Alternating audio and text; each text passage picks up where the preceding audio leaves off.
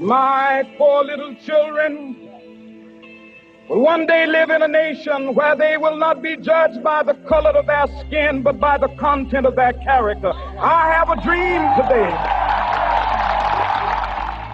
I'm Doc Jackson, and I am so glad that so many people have taken the time out to be here at our annual walk. Wow, I can't believe it's been 30 years since we did our first walk here in Bastrop, and it has just grown tremendously over the years. And so I thank all of you for being here, because this walk is very important to Bastrop County. It brings the county together, people of all races, all nationalities, all creeds and colors, and it's something that Dr. King would have wanted to happen, and I'm glad that we're able to do that in Bastrop County. It's just been great to have this evolve over the years as we've gotten more and more students involved, and senior citizens and others. And now we're offering scholarships. So I would hope that we can continue to do that, so that we can cultivate and we can get our future leaders the education they need to lead us into the future. So when I think about Dr. King and the legacy that he left for us, I wonder, and I ask myself the question about what would he want us to be like, or who would he want us to be if he were alive today? I'm thinking about the boycott, for example, the Montgomery boycott. It was about segregation of buses, and so a lot of the African Americans at that time were riding the buses in Montgomery. The boycott of the buses went on for over a year, and during that time people still had to get to work without the buses. So what happened is the community got together, and under Martin Luther King's support and organization, and they drove people, let's just say, they drove people to different places. They carpooled. Even the taxi drivers lowered the rates so that people could get to where they needed to go. And that went on for over a year. And then at the end of that, then we were able to see the desegregation of buses. But it took the whole community working to be able to accomplish that. So that's the kind of thing that I think that we sort of miss sometimes, and I would love to see us look at injustices and being able to help people that maybe aren't even us, maybe the injustice doesn't even impact us, but that we're able to be part of that community as a whole. It isn't really about the walk itself, but it is a reminder to us that it's not just history, but it's also present and it's future. I remember in one of his speeches he did where he told a group of people, what are you doing for others? And I remember that. And so that had an impact on me. What am I doing for others? At that time I was doing nothing, but today I am, and I remember what he said. When Martin Luther King began to really and truly introduce the idea of nonviolence and civil rights, it was, can it happen? Can it really happen? Martin Luther King was about, you have a responsibility to do something. We were taught that we had to be better. We had to read better. We had to understand better. We had to articulate, and we had to serve. So it was like, okay, here it is. This is what we need to do, but this is the part that you have to play. And it's a major part. And when you get yours, you're going to have to reach back and get somebody else. I think the major lesson that I took away from his life was there is a responsibility in this life. And it's not just to yourself, but it's to a whole group of people. I think that it is awesome that we're still doing the walk and we're still observing the third Monday in January. But I think anytime there is a legacy left, there is a responsibility on all of us to do more than observe the third Monday in the case of Dr. King. I mean, we need to be doing what he said. We need to be getting out, finding ways that we can serve one another, to volunteer, to go to those people that are still struggling, and see how we can lend a hand so that we can all have, a seat at the table, if you want to put it that way. It sounds kind of ideological, but it does work. When we get to know people, and not the, as I say at church sometimes, not the tribe that you belong to.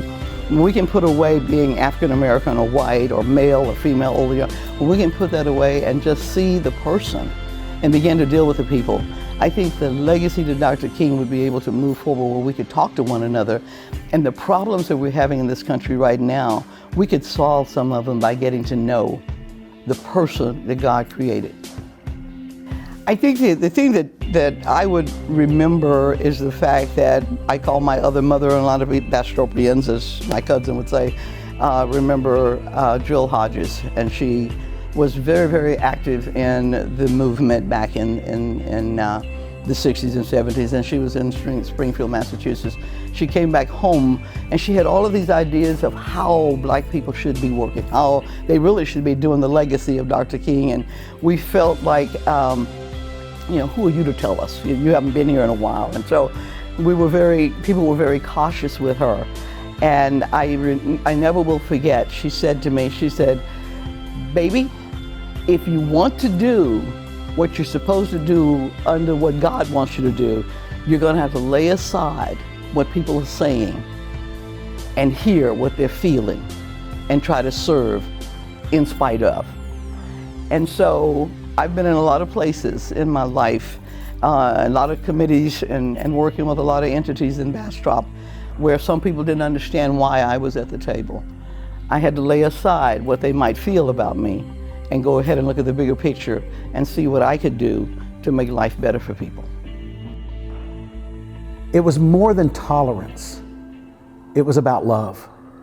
Tolerance just says, well, let's wait a little bit and maybe we'll grow out of it, or now's probably not the best time. But love tells us that the time is always right to do the right thing. And Dr. King's courage and the courage of the people who worked alongside of him and stood alongside of him and marched alongside of him propels us forward and calls us not to just settle for the progress that we've made, not to just be content with how much better things are than they used to be, but that leave us with the nagging question of what is still ours to do. And to me, that's the best legacy that Reverend Dr. King left us. Why remembering this man is so important is because of his passion for something that's important to me: equality without violence. That was his stand. He believed in freedom.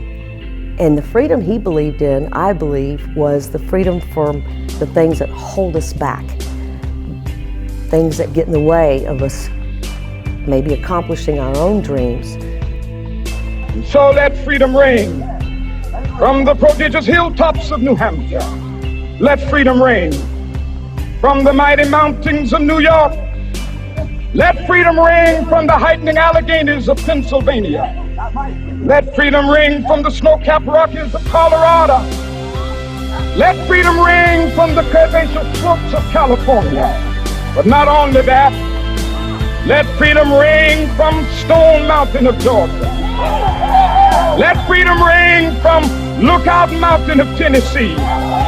Let freedom ring from every hill and molehill of Mississippi, from every mountainside. Let freedom ring, and when this happens, when we allow freedom ring, when we let it ring from every village and every hamlet, from every state and every city, we will be able to speed up that day when all of God's children, black men and white men, Jews and Gentiles, Protestants and Catholics, will be able to join hands and sing in the words of the old Negro spiritual: free at last, free at last. Thank God Almighty, we are free at last. For people like Dr. King, Fannie Lou Hamer, Viola Liuzzo, the people who have discovered the true elixir of life, and that is the service of others, to be in the service of others. To me, they truly are the spirit people. That's pretty much the highest level, to my mind, that a person can attain as a human being, understanding that the only thing we ever truly have and keep is what we give, what we share with others. That you can't wrap in a box, that no thief can steal.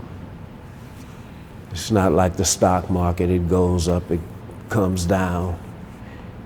It's a human constant that to care whether or not another human being lives or dies, and care about how they live. That's, for me, that's the legacy of Dr. King. But Dr. King is certainly a very, very special case when it comes to one who serves and one who paid the ultimate price to serve. He realized he could not get out of what he had become, the movement. He had become the movement. So there was no escape. There's no way out.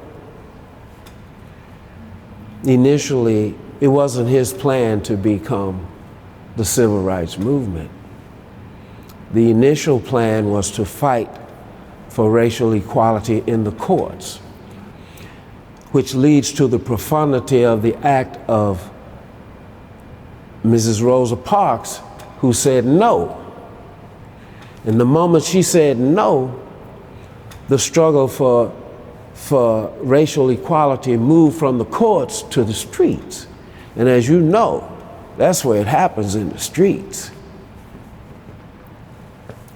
And so the call went out to find someone who could come and voice the situation that Mrs. Parks found herself in, the legal situation and the social situation she found herself in. And so this is when they found Dr. King to be the spokesperson. They found that he was a person very unique in that he had a very, very high intellect. And with that, he had a very, very powerful heart. And that's an unbeatable combination. And this is why he was so powerful and still is. And we all live and benefit from the life, from the intellect and the heart of this human called Dr. Martin Luther King Jr. So as Andrew Young said, as he was explaining to me what happened when that bullet struck Dr. King below his chin and exploded at the base of his brain, and even during the autopsy, he refused to leave Dr. King. And as he's telling me all of this, I'm weeping. But he's speaking as normal as possible. And I asked him, why are you so calm about this? He said, because in all honesty, Hannibal, the bullet set him free. It set him free. So now everyone speaks of the I Have a Dream speech, and just as though as they have made Jesus to be this, everything's all right, peaceful. No. Like Jesus, Dr. King came and challenged the consciousness of humanity and reminded everyone that it's not easy, it's not pretty, but it's possible.